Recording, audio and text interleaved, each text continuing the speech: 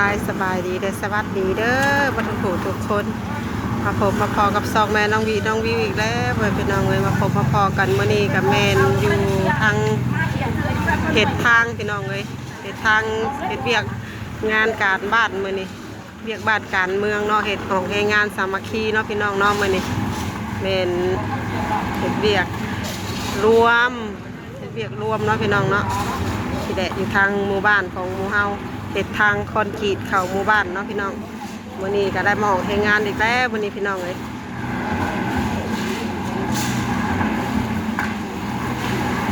วันนี้ก็อากาศก็บ่ฮ้อนอบอ้าวปานใดเนาะ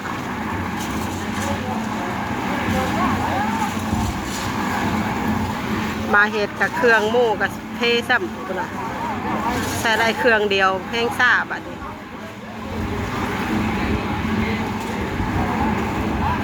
คนมาหลายบัดเครื่องเดียวเนาะคนมาหลายเครื่องเดียวบัดแพงซ่าตื้มบัดนี้อ๋อเป็นอันยังบีแตกเปลี่ยนบีก็ได้แล้วเนาะ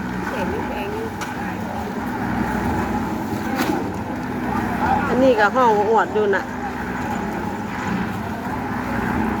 ว่าแล้วเนาะใส่บดเว้นเถอะ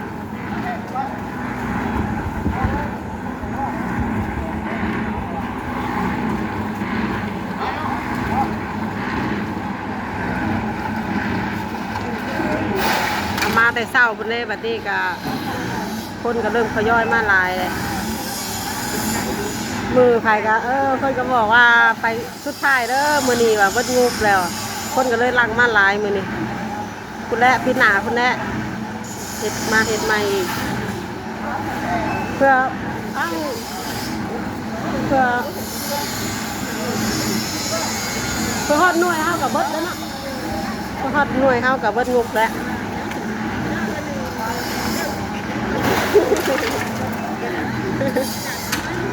พี่หนาจังมาเห็ดใหม่ปีนี้มาเห็ดมือเห็ดรอบสุดท้ายเนาะเป็นน้องของหน่วยละ3มือละ3หน่วยข้าวเจ้าโล9,000ขายเข่าพี่หนาขายเข่าเก็บเงินกันเฮ็ดทางอีกปีนี้เบิดงบแหละ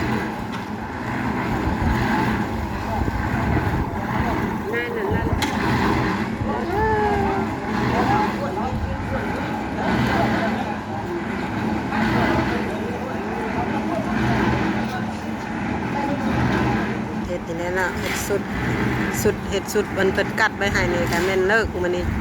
เขาถามมุงแดงจะกี่สุดว่ามันเนาะว่าเขาว่าอันเอาไปอันเล่นเดียวสินั่นสีไว้กดตอนเขาเห็ดตอนนั้นอยู่เนาะเขาเอาไปก่วงเลยนั่นช้าได้ช้าเพื่อเขาสิเห็นเพียงกันมันก่วงเลยเอาไปเธอละเล่นข่างสินั่นไว้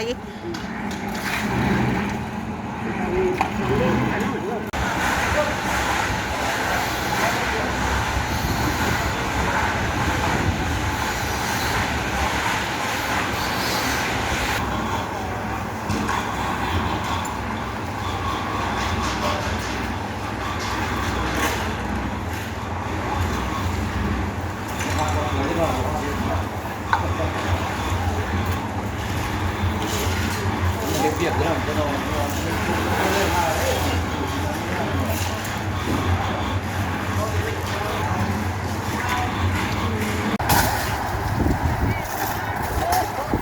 คุณยิ่งก็จะเป็นแผนกส่วนส่วนใต้เนาะปล่อยกันครับอยู่ก็อยู่ผู้ส่วนก็ส่วน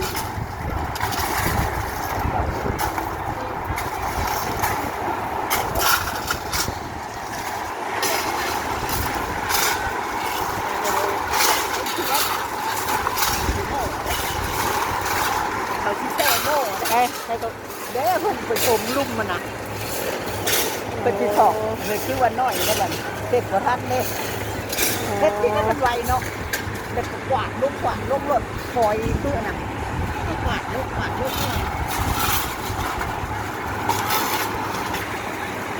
อ๋อคนดีเฮ็ดเลยคนดีตั้งเทิงแล้วคนจะเอาลงเทลงเลย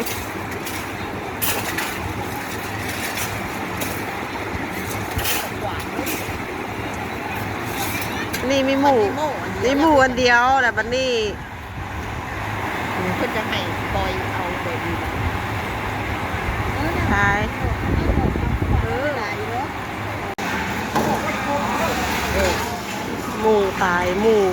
เนาะพี่น้องมาใส่เฮ็ดแบบนี้เอาบัดหมูกับมาเสียยังมื้อนี้เนาะมือคนมาหลายพันมาเสียดีแตกก็จะได้ไปซื้อก็อยู่ในเมืองหูไกลต้องเป็นมือใหม่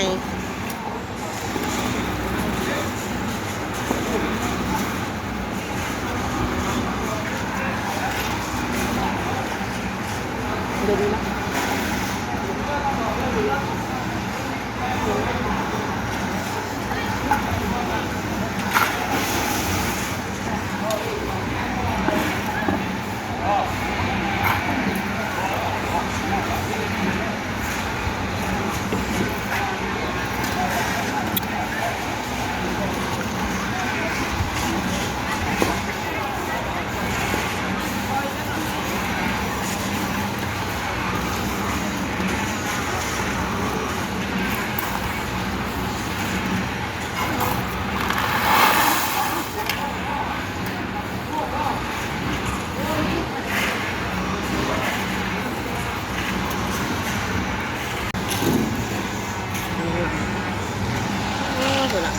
กำลังว่าเบิดทรายเสร็จเมื่อพี่น้องเลยทรายมาส่งพอดี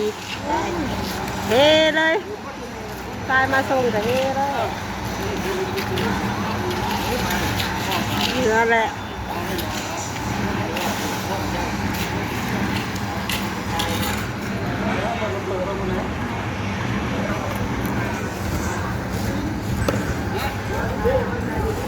น้ำไยหมังม่วงก็เป็นโรคพอสมควรเลยนะปีเนาะน้ำไยหมังม่วงเป็นโรคละปีเนาะ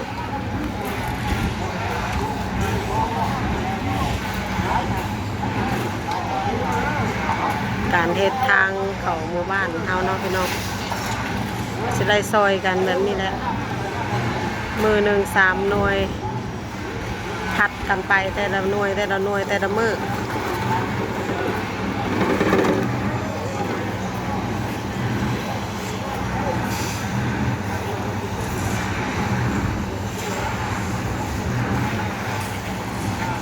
ทรายมาส่งพอดี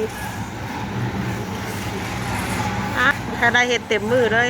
ได้หยุดเวียกทางอื่นนะพอดีจะไม่ต้องเคิกหลายมือ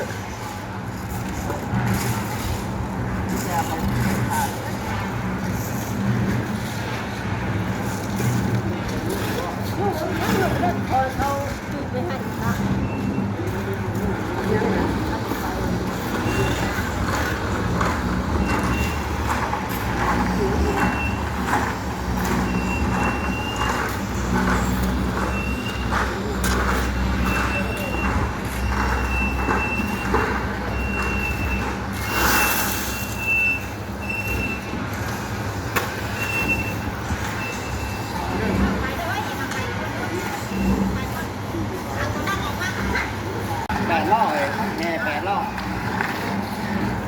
ดูเขาสอบเลย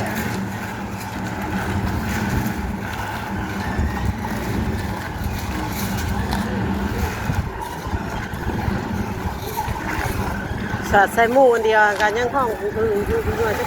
สิรอดหรือบ่นะอ๋อเห็ดกองที่ไรก็เอาเทลงสิเลยปกติให้ใส่หมูดิมีหมูข้าเสียเลยเห็ดเป็นกองแล้วก็ส่วนลงกองส่วนลงแบบนี้ เอาไปได้แล้วครับเอาไปได้อยู่แล้วเอาไปได้แล้วเอาไปได้ก็จะคล้องหัวเขาเลยค่ะคล้องหัวเลยค่ะ เห็ดกองตันข้างล่อจะเข้ามาได้เลยดิเปลี่ยนกันเนาะพี่น้องปลูกผักปลูกเห็ดเปลี่ยนกัน คนหลายอยู่มันเปลี่ยนกันไม่ดีกะฮะเขามาเศร้าเมื่อยก่อนพี่น้องเลยแล้วมันยาอยู่รอเมื่อกี้นี่อยู่รออยู่เฮอยู่ทรายเปลี่ยนกันผัดกันไป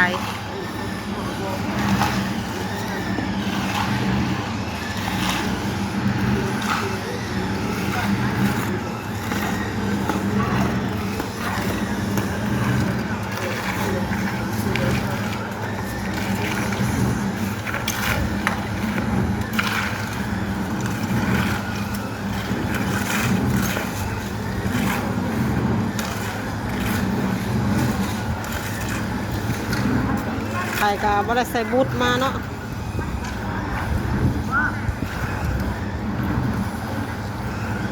เอ้าป้าจะไปหน้าอีกบ่ตอนนี้ ไปนะ เดี๋ยวมาอีก เอาข้าวมาเกณฑ์ อันนะ ต้องจัดการเขียนหน่อยดู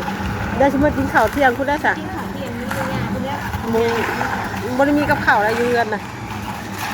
โอ้มีหัวคาอ่อนเลยจะตั้งมา มีทางแต่แต่เอาข้าวมาแกงเก็บอีกแบบมันที่หมดมันโจเนี่ย มันสิลงไห้ลงหน้าเลยคุณได้ปีหน้าคุณได้แบบนี้วัดงบวัดอุปกรณ์เลยกับมันกับจ่อลงไห้ลงหน้าหลังสงกรารไปแล้วก็คนก็ออกมาหาเฮ็ดหน้าแล้วแบบนี้ ก็เลยโจก่อนเนาะอาจจะเป็นปีหน้าเลยกลับมาเริ่มเฮ็ดใหม่อีกเอ้าเขาก็ขอน้ำลำหน่วยเปลี่ยนกันนะวะ เรียกว่าไม่อยากขายไม่อยากขาย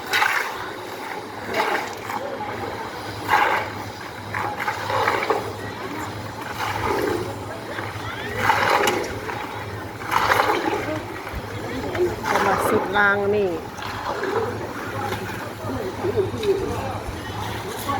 ใครได้มีลมหายมือนี่คนก็เลยเฮ็ดแต่มาถึงมือห่อนก็เอ้ยพี่น้องก็บตีได้เนาะมื้อนี้มันก็มีลมในมันก็พอเฮ็ดอยู่มือนี่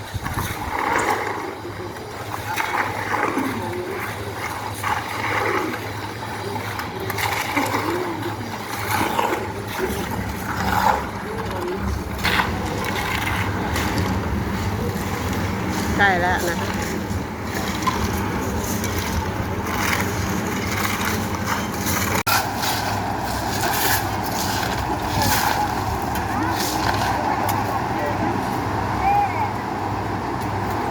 นี่เป็นกลุ่มของผู้หญิงเนาะทางนี่แผนกส่วนเฮส่วนชาย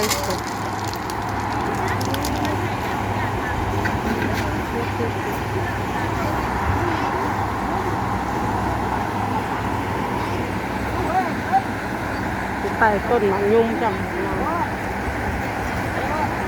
อยากกินส้มกะยืดกินรถ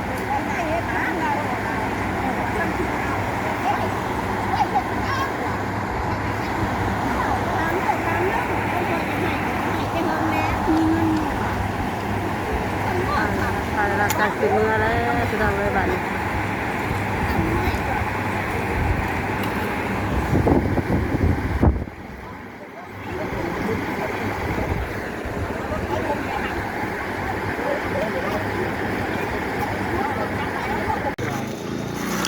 แล้วเรียบร้อยแล้วพี่น้องมาบัดนี้จะได้พากันขายใหญ่เมื่อแล้วบัด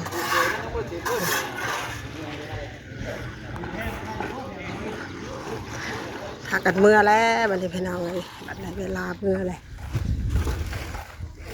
แล้วเรียบร้อยไปฮะยังก็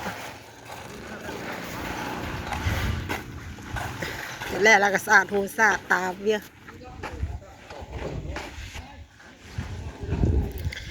คลิปนี้กับประมาณสันนี้เนาะพี่น้องเนาะเมน้องวิก็ขอตัวลาไปก่อนเด้อเดี๋ยวพบกันในคลิปต่อไปคลิปนี้ก็ขอกล่าวคำว่าสบายดีเพื่อนทุกคนเด้อ